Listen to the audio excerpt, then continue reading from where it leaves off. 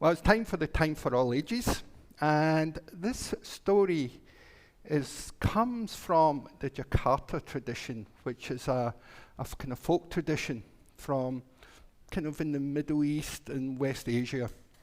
And it's a story of like 4 children, and they heard these great stories from their grandparents about the red bud tree. And they said it was the most beautiful tree that the grandparents had ever seen. So the children wanted to see the red bud tree. So there was this beautiful tree, this red bud tree. And so we thought, we'd really like to see it. But the grandparents said, well, it's a very special tree. You can only see it when you become a certain age. So when the oldest child became a certain age, they took the grandparents to see it, on their birthday. And this happened, the birthday was in February. So they went there in February and they saw the red bud tree and they thought, it's not a very pretty tree, it's just wooden branches and a wooden tree. It's not very exciting. And so the older one went back and the younger one said, what was it like? What was it like? Said, I'm sorry, I can't tell you what it was like. Oh, you have to wait till your birthday. So the next eldest child had their birthday. Now they had their birthday in May, like this month. So they were really excited to see the tree, and he kind of just so they could have something over the younger children. But the older child said it wasn't that nice. So they came to see the tree, and they saw it had green leaves, and it was quite pretty. It wasn't the most beautiful tree they'd ever seen in the world. It wasn't even red, and it was called the redbud tree. I said, why? It was such a great tree. But the older one went back, or the second oldest one went back and saw the older one and said, well, once again, you're wrong. It was actually prettier than you said, but it wasn't as pretty as the grandparents said.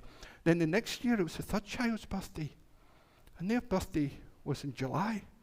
So they went and saw the tree, and it had all these green leaves and all these buds on it, red buds that were really nice. I said, oh, so it's a red bud tree. This is really nice. So he went running back and he told the older children, you were both wrong. This is a beautiful tree. The red buds were all over it.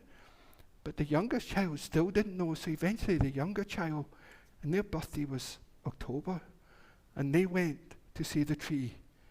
And guess what they saw? It was all apples.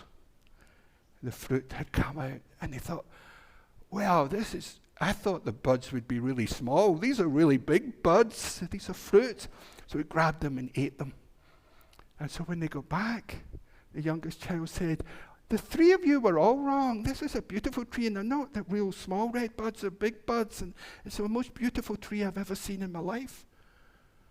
But the grandparents, there was this argument between all the children, and the grandparents had to separate them and said, I'm sorry, you've got to realize you all saw the tree at a different time of year. So you all saw something different. So you can never judge anything by a snapshot that you see, and you should never trust people with what you see from one experience, because people are far more complicated than any one experience that we have in any one time that we have. So thank you so much for listening. It's time for your religious education class now. I feel I belong at UUFRC. I walk into the building and I know where to go. I know what to do. When I'm getting ready before a UUFRC event, I don't worry about what I should wear or if I will know anyone.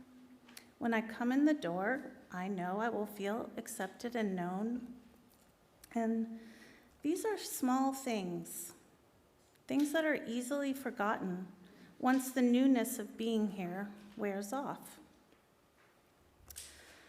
We forget how we felt on our first day in this sanctuary. On my first day, I didn't know what to expect. I grew up Jewish, so attending church was very new to me. Fortunately for me, I had a great experience and have returned many times and become a member of this congregation. But those first few times were not easy. And for those of you that are here today for the first or second time, I imagine you aren't quite sure about what to make of this place, of us. And I wonder, how can we help you to feel you belong? How can I help you to feel you belong? All communities are multicultural. We come from many different backgrounds and beliefs, and that includes race and ethnicity, but culture is so much more than that. In this community, many of us may look similar on the outside, but our exterior cannot tell our whole story. We bring with us histories, experiences, and expectations. We walk in this door with ideas about church and about religion and about community. As a community, how do we take all of those experience, beliefs, and ideas and bring them together into the culture of UUFRC? I recently completed my doctorate, and my research was on belongingness and teacher retention. I wanted to know how schools can make teachers feel they belong so that they will stay. What I found is that when teachers feel connected to other teachers at a school, that goes a long way in helping them feel they belong.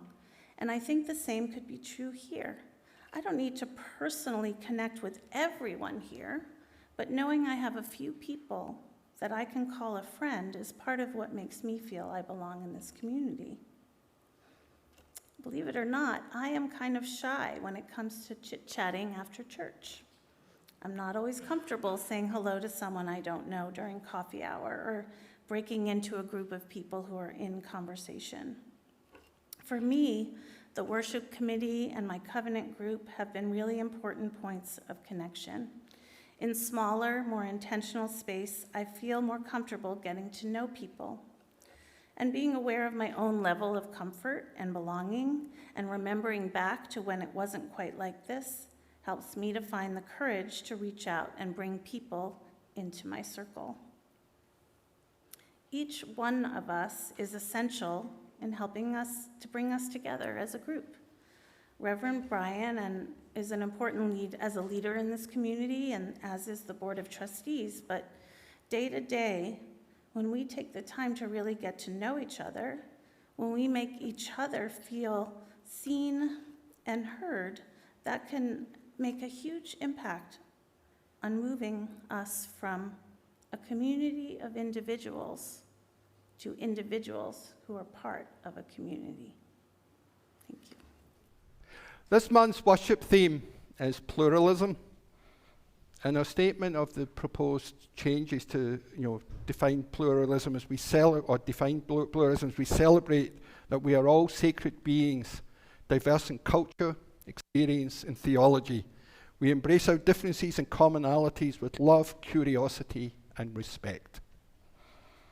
I want to start with a reading of a story that I think expresses the best of what pluralism could be. And it's by Palestinian-American poet, novelist Naomi Shihab Nye. And it's called Gate A4. Wandering around Albuquerque Airport Terminal, after learning my flight had been delayed 4 hours, I heard an announcement. If anyone in the vicinity of Gate A4 understands any Arabic, please come to the gate immediately.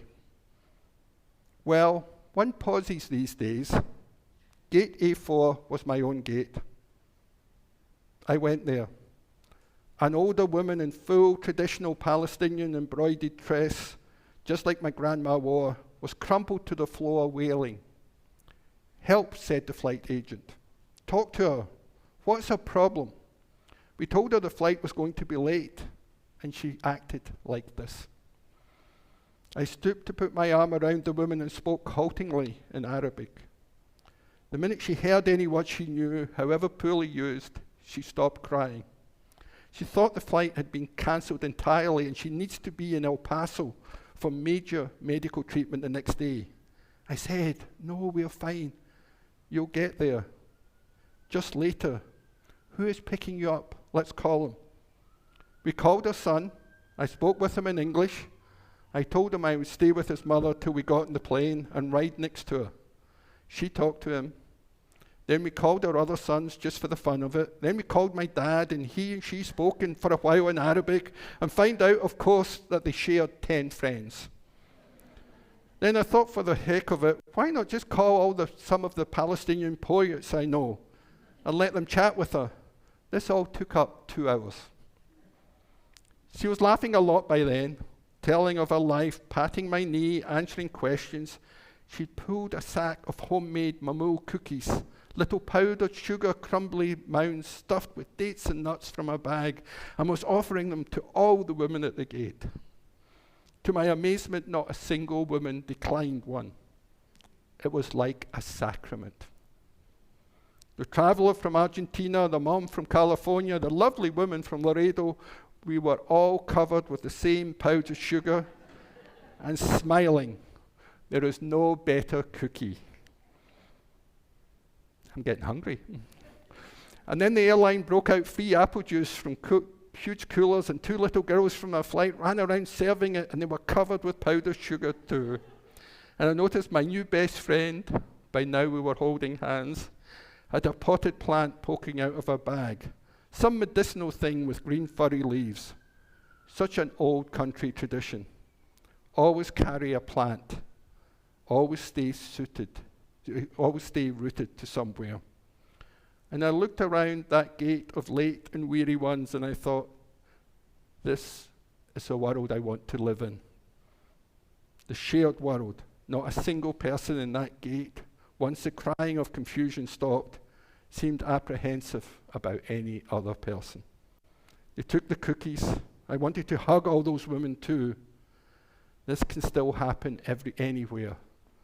Not everything is lost. So those are the words of Naomi Shebab Nye. Now, some of you might be aware we have an election coming up. You may have heard about it. And every election season reminds me that democracy is a terrible thing. It's a disaster. And to paraphrase Churchill, it's still the best system we have. And of course, as Unitarian Universalists, we value democracy. Our 5th principle, we affirm and promote the right of conscience and the use of democratic process in our church and in the wider world. And our new Article 2 proposes that we support the use of inclusive democratic processes to make decisions within our congregations, our association, and society at large. And I like that change. Inclusive democratic process. Because that's a challenge, because our democratic processes in this country and throughout the world have not always been inclusive. At the very founding of the United States, some people were included in the democratic process, but the vast majority of people weren't. Women were not. African Americans were not. People who did not own land were not. And Yascha Mounk is a German scholar. And he's got a fabulous book called The Great Experiment: Why Diverse Democracies Fall Apart and How They Can Endure. And he says this: only one kind of polity has, in the long annals of human history, been conspicuous by its absence: a democracy that grants true equality to a highly diverse set of citizens. And yet dozens of countries around the world are now attempting to construct a society. That is the great experiment. Can it possibly succeed? And I think that's really interesting, because we're all talking about this great polarization that's going on across political divides in our country. And it's so easy to think of it, well, it's just politics as usual. But I think when we start thinking in this terms, we're really trying to create something that's never been done before, a truly multicultural democracy. And if you look around the world, it's going through many of the countries with greater ethnic, cultural, and racial diversities are all struggling with this problem. And the response in too many of the countries, in my opinion, has been this rise of nationalism. In the United States, we've got this rise of Christian nationalism that really see the United States being founded as a Christian nation to the exclusion of other religions. And it's historically always African Americans have been discriminated against, first by being enslaved, then through laws that persecuted them until the civil rights, and now through education, health, and the criminal justice system that Paul talked about earlier on, continue to discriminate against people of color and other ethnic groups. And of course, you look at India, perhaps the largest democracy, and the rise of Hindu nationalism there to the exclusion of the Muslim and other religious populations. We see it throughout Western Europe. Brexit happened in Britain around, mainly as a result of immigration and the greater cultural and racial diversity there. So I think thinking about the world that we have not ever had a truly equal, equitable, multicultural democracy is a fascinating way to think about the problems we're facing in our culture right now. Because many of us feel that there's a big step back in political and social progress in this country. We felt we had done so much with the LGBTQ community in moving things forward, and we see the huge backlash in cultures like Texas and Florida, particularly against transgender youth. So there seems to be step backs for the LGBTQ community. We see steps back as far as women's right to choose. But when you frame that in the bigger sense of it's a backlash about cultural diversity, it broadens the problem and gives us a deeper understanding of the problem. Because the Unitarian Universalism, with its commitment to democracy and its commitment to addressing anti-racism and anti-oppression, when we bring that intersection to democracy, we realize we're dealing with a bigger problem than just policies. People are worried about the very culture of our country. As historically, most cultures, most democracies have been homogeneous. Even then, we did not have the same freedoms for everyone. The prime example being the inequality for women. But there's a tension with minority rights and democracy, because democracy fundamentally is majority gets the right to decide what happens.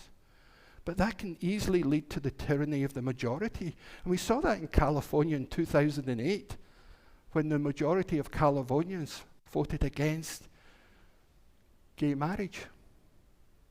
2008 in California voted against gay marriage. Hard to believe. So we see this tension of minority groups. That was a prime example. People voted, the majority voted against it. It was the tyranny of the majority that thwarted the rights of a minority group. And it happens the same with ethnic groups, with people of culture, with different religious groups. The scholar Liliana Mason has written a lot about this polarization. She says this: one might object to the notion of that polarization is necessarily a bad thing. Periods of intense polarization, such as that which preceded the civil rights victories, can lead to beneficial societal changes.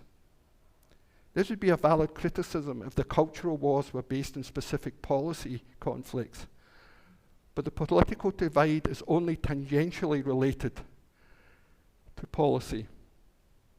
It is more and more connected to the social polarization grounded in our divergent senses of identity. In fact, political identities are unreliable predictors of policy preferences. And most discrimination that happens, be it governmental, be it individual, is usually based on identity. And while some people can be critical of identity politics matters because it's the source of so much discrimination. So how do we move towards a more multicultural democracy? And of course, the three models of multiculturalism. There's a melting pot, where everyone just comes and blends together. There's a salad bowl where everyone remains separate. And there's a third one that I'll talk about in a minute.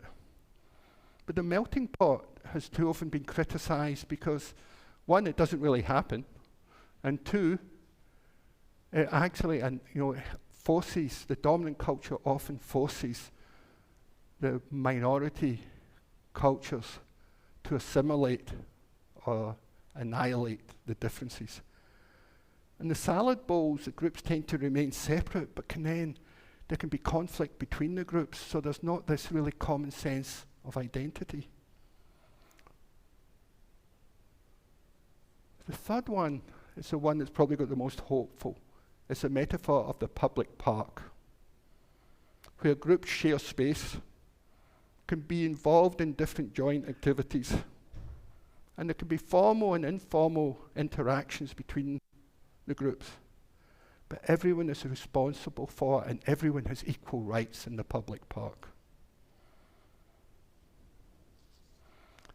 And I think keeping that model, realizing that the melting pot hasn't happened, the salad bowl is not going to resolve anything. Because one of the critiques of the salad bowl is that some people within cultures, in subcultures within a country, can often be discriminated against and want to break away. You think of some religions that discriminate against women, and women want to have more equal rights. So one of the roles of government is complex, because you want to protect the rights of the individual within these groups, but you also want to present that these groups can practice their religions as they see fit. So they have to protect both the individual and the subculture, and that's a lot of complex work for the government to deal with. But I think ultimately we want to have a multicultural democracy. We need to have a common story that brings us together. And we can often, Unitarian Universalists can often be critical of nationalism. And I get that. I often like to say I support Scottish independence, but I'm not a Scottish nationalist. Because nationalism always tends to hold up that one country is better than another country. I think the idea of patriotism can be stronger. It means that you have a love for this culture and country despite its problems. Not that you think it's any better. It's a country you live in and you commit to making it a better place. And as Unitarian Universalists, we have committed to make the world, including our countries and our local communities, a better place.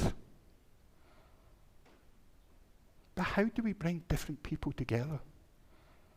Because we are polarized. And it's been well studied that we don't bring people together by sharing facts. We bring people together.